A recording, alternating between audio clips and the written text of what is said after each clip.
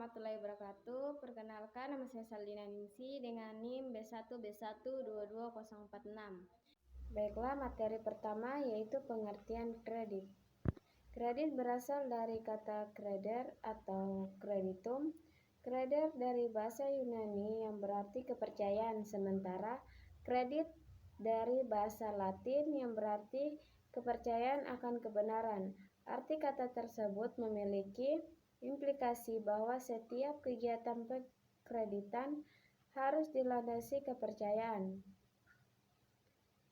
Tanpa kepercayaan, maka tidak akan terjadi pemberian kredit, atau sebaliknya tidak ada calon nasabah menyepakati kredit sebab pemberian kredit oleh bank mempunyai nilai ekonomi kepada nasabah perorangan atau badan usaha. Nilai ekonomi yang akan diperoleh nasabah, debitur, dan kreditur bank harus disepakati sejak awal.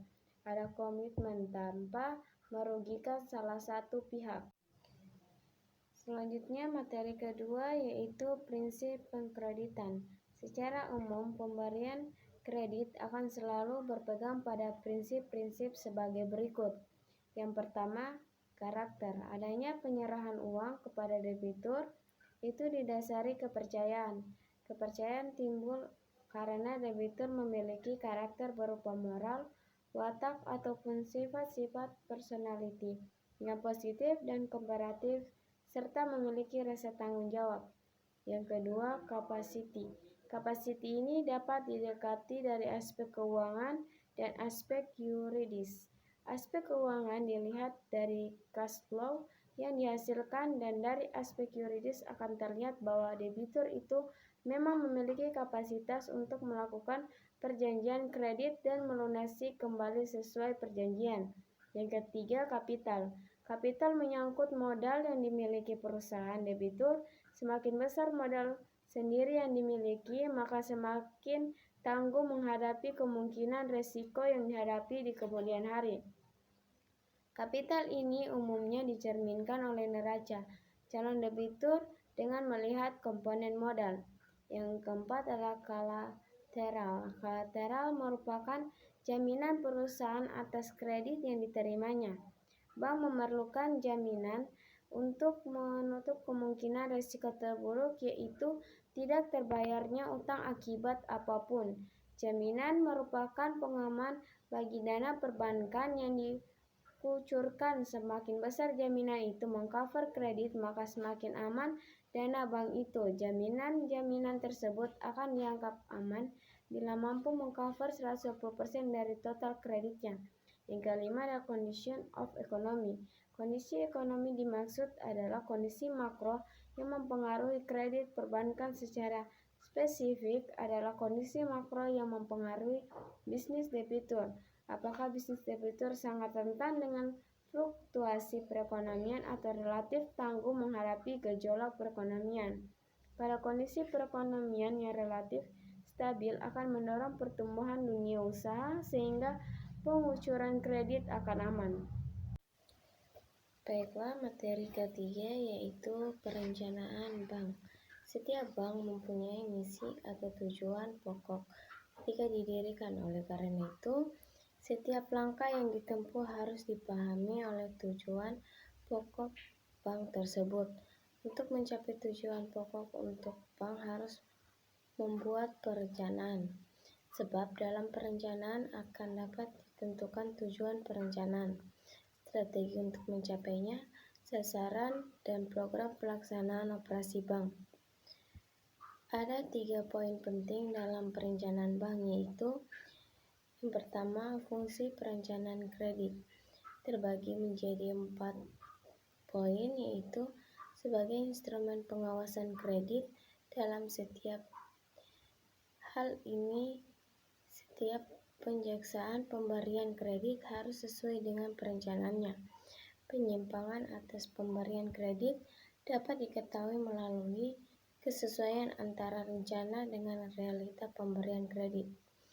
Yang kedua, untuk mengurangi ketidakpastian di masa depan yang akan datang.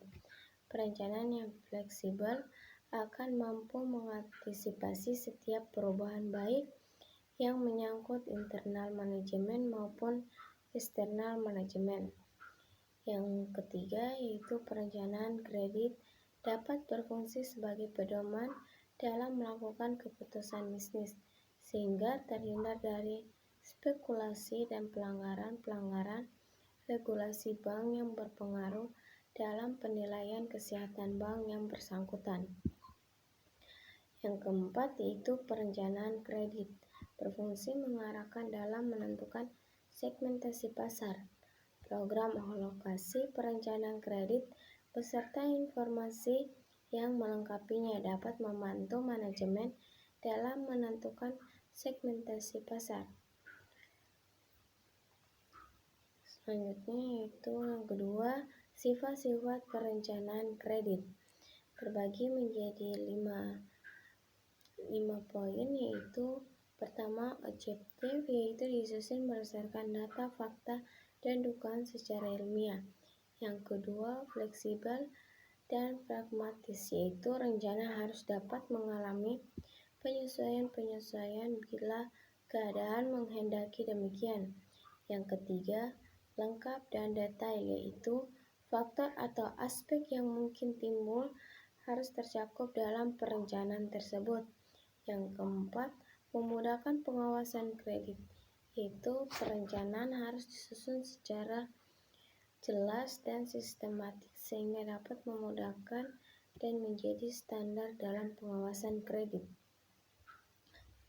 Yang kelima yaitu mengandung risiko. Maksudnya rencana akan terjadi atau tidak terjadi di masa yang akan datang sehingga mengandung risiko.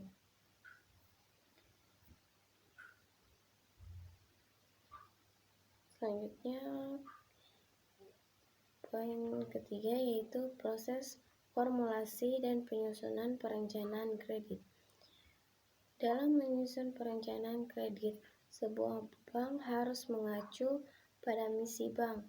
Misi bank atau tugas pokok bank sebenarnya merupakan tugas utama bank yang bersangkutan yang tertuang dalam akte pendirian bank tersebut atau dalam undang-undang.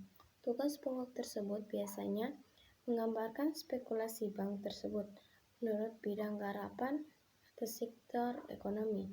Oleh karena itu, kita sering mengenal bank yang memfokuskan pada pertanian, pertambangan, perdagangan, ekspor, impor, dan sebagainya. Contoh misi bank yaitu Bank ABC menyatakan dalam akte pendirian pertugasan pokok membiayai sektor pertanian, perdagangan, dan industri kecil. Baiklah, itu saja materi dari saya. Materi selanjutnya akan disampaikan oleh teman saya. Baik, selanjutnya materi strategi penempatan kredit. Penempatan kredit akan memberikan penghasilan bunga dan untuk menempatkan kredit harus memegang prinsip bahwa sumber dana jangka pendek ditempatkan ke kredit jangka pendek, sumber dana jangka panjang ditempatkan ke kredit jangka panjang. Fase perkara pada fase ini, bank sebaiknya memberikan kredit dengan suku bunga menyeimbangkan bunga variabel sebab diharapkan suku bunga akan meningkat. Yang kedua itu ada fase progresif. Selama tahap yaitu ketika suku bunga menjadi puncaknya, ini adalah saat yang tepat untuk memberikan kredit jangka panjang dengan suku bunga tetap untuk memperoleh pendapatan bunga yang tinggi. Yang ketiga itu ada fase resesi, di mana penurunan suku bunga selama tahap resesi dari siklus ke siklus menyerahkan bahwa bank harus memberikan kredit jangka panjang dengan suku bunga tetap bila suku bunga masih tinggi. Yang ketiga itu yang keempat itu ada fase depresi, seperti pendekatan siklus secara siklus bisnis secara menyeluruh, kredit jangka panjang dengan bunga tetap. Selanjutnya itu materi pinjaman kredit. Pinjaman kredit adalah suatu kegiatan pemberian jaminan kepada kreditor atau kredit untuk pembiayaan kepada debitur akibat tidak terpenuhinya syarat anggunan seperti yang ditetapkan oleh kreditor. Ada beberapa prinsip penjaminan kredit. Yang pertama itu ada kelayakan usaha. yang kedua ada pelengkapan perkreditan, yang ketiga itu ada pengganti anggunan. Cukup sekian dari saya. Baik, di sini saya akan menjelaskan bagaimana itu batas maksimum pemberian kredit. Nah, batas maksimum pemberian kredit atau BMPK ini adalah batas maksimum penyediaan dana yang diperkenankan untuk dilakukan oleh bank kepada peminjam atau sekelompok peminjam tertentu. Penyediaan dana adalah penyediaan fasilitas kredit, surat berharga, penempatan antar bank, penyertaan dan transaksi rekening administratif. Kemudian cakupan dan dasar perhitungan BMPK. Adapun pos-pos yang diperhitungkan dalam menentukan batas maksimum pemberian kredit BMPK atau legal lending limit adalah sebagai berikut. Yang pertama itu ada kredit yang diberikan, kemudian yang kedua surat berharga, yang ketiga penempatan pada bank lain, yang keempat penyertaan, dan yang kelima transaksi rekening administratif. Kemudian adapun pos-pos pengecualian dalam perhitungan BMPK.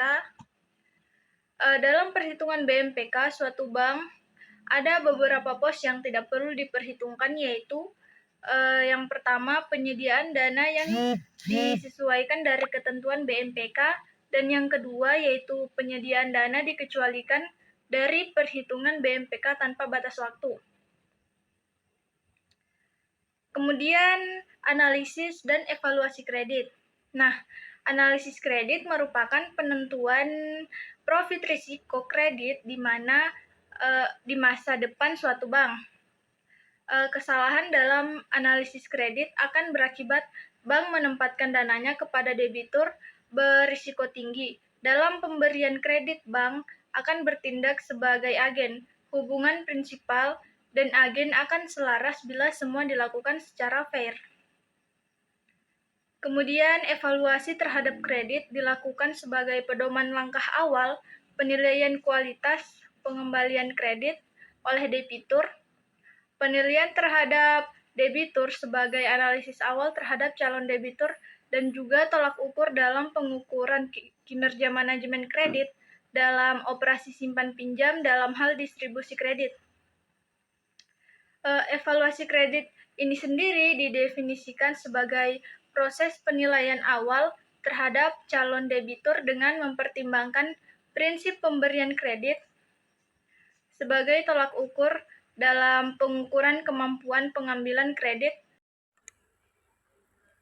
Baik, materi selanjutnya yaitu adalah analisis kredit. Nah, analisis kredit ini terbagi menjadi 3. Yang pertama adalah aspek yuridis.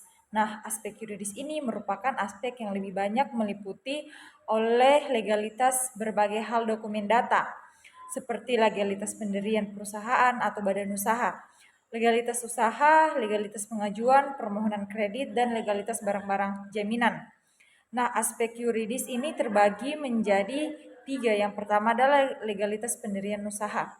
Nah, pada aspek ini digambarkan apakah pendirian perusahaan sudah sah dan sudah sesuai dengan ketentuan-ketentuan yang ditetapkan oleh undang-undang peraturan pemerintah. Hal yang perlu diteliti dalam analisis legalitas pendirian badan usaha adalah yang pertama, penelitian apakah nasabah telah memenuhi syarat sebagai subjek hukum. Yang kedua adalah penelitian mengenai keabsahan pendirian perusahaan sesuai bentuk hukum perusahaan. Yang ketiga adalah penelitian apakah ada akta-akta perubahan dari perusahaan berbadan hukum seperti perusahaan kepemilikan, perusahaan pengurus, perubahan modal, dan sebagainya. Yang kedua adalah legalitas usaha. Nah, legalitas usaha ini adalah legalitas lebih ditujukan kepada legalitas kegiatan nasabah. Semua izin yang ada harus diteliti kebenaran dan masa berlakunya. Selain itu, harus digambarkan pula apakah kegiatan yang dijalankan atau kegiatan yang direncanakan nasabah yuridis sudah didukung oleh izin-izin yang sesuai dan sah menurut ketentuan yang berlaku. Nah, hal-hal yang perlu diteliti meliputi apakah nasabah telah memiliki izin usaha dari instansi yang berwenang. Yang kedua adalah apakah izin usaha nasabah sesuai dengan kegiatan usaha yang tercantum dalam anggaran perusahaan. Selanjutnya yaitu apakah izin usaha nasabah masih berlaku.